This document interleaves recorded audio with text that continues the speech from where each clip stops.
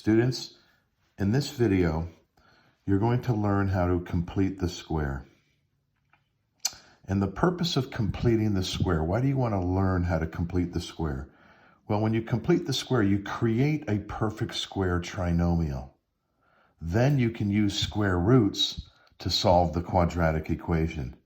And as you learned from yesterday, or assignment number 14, that solving by square roots is not too difficult. So let's say you're given this. Well, here's the algebra. Here's kind of the formula or the process. X squared plus bx. How do I complete this? How do I make this? I'm looking for a number here for c that's going to make this a perfect square trinomial. Well, here it is. It's b divided by 2 squared.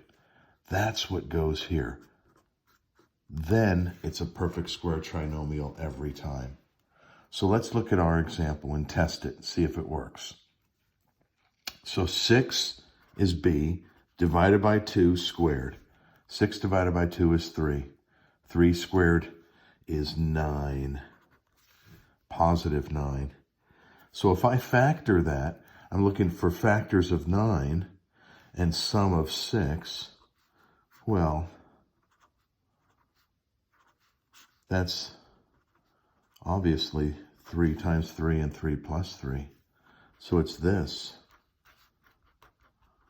Or if we want to get fancy, we can write it that way. And that's probably the best way to write it. So completing the square, you take the middle term, b, divide it by 2, and square it. Let me show you another example. Let's say we have a negative term and it's odd. The beginning, we had a positive term and it was even. It's pretty easy. Watch this one. So now we have to take negative 9. Why negative 9? Well, I should think of this expression as x squared plus negative 9x. So the coefficient is negative 9.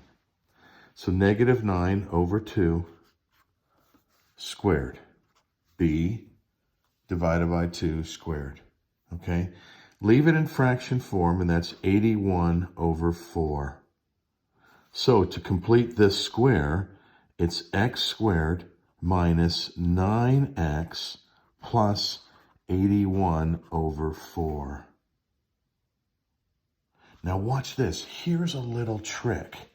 To factor this, you're thinking, oh, that's going to be a nightmare. No, it's right here. There's the factor. It's x minus 9 over 2 squared. Watch. Negative 9 over 2 times negative 9 over 2 is 81 over 4. Factors of 81 over 4. And sum of negative 9. Well, negative 9 over 2 is negative 4.5. So negative 4.5 plus negative 4.5 is negative 9. So it checks. So that's how you complete the square. Now let me show you how you complete the square to solve an equation. Let's say we're given x squared minus 16x plus 15 equals 0.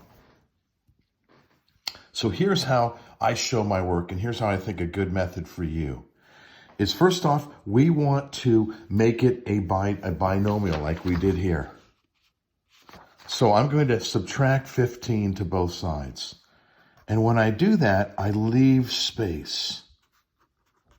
Because I know here, I'm going to be completing the square.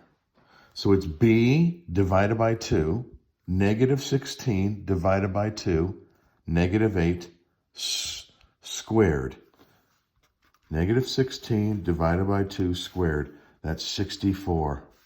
So I add 64 to both sides of the equation. Whatever I add to one side, I have to add to the other.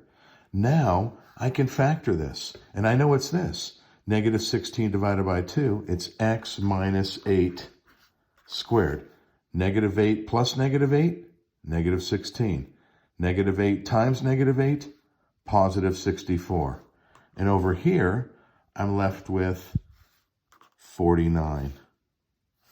Square root, x minus 8 equals plus or minus 7. Add 8, and x is 8 plus or minus 7.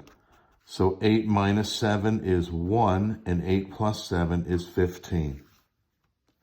Last one I want to show you.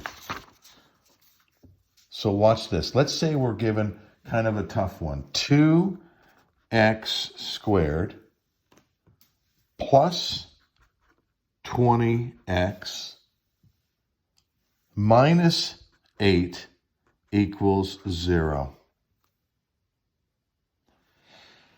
Okay, so to complete the square, you know what? The first thing I notice is I can divide each term by 2 to simplify this equation. So x squared plus 10x minus 4 equals 0. Then add 4 to both sides and leave some space. 10 divided by 2 squared. b divided by 2 squared. That's 25. Factor this side. 5 times 5, it's right here. It's this number. 5 times 5, 5 plus 5. And this is 29. Now, we take the square root, and we end up with this, plus or minus root 29.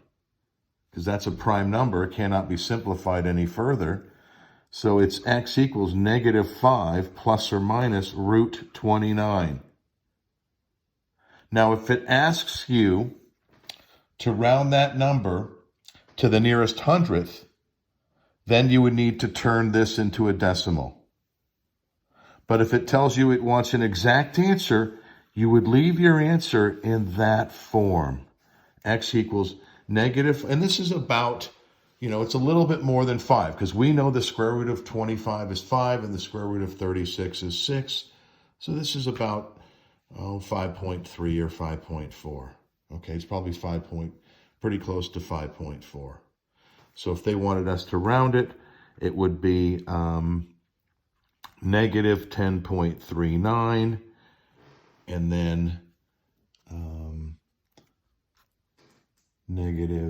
positive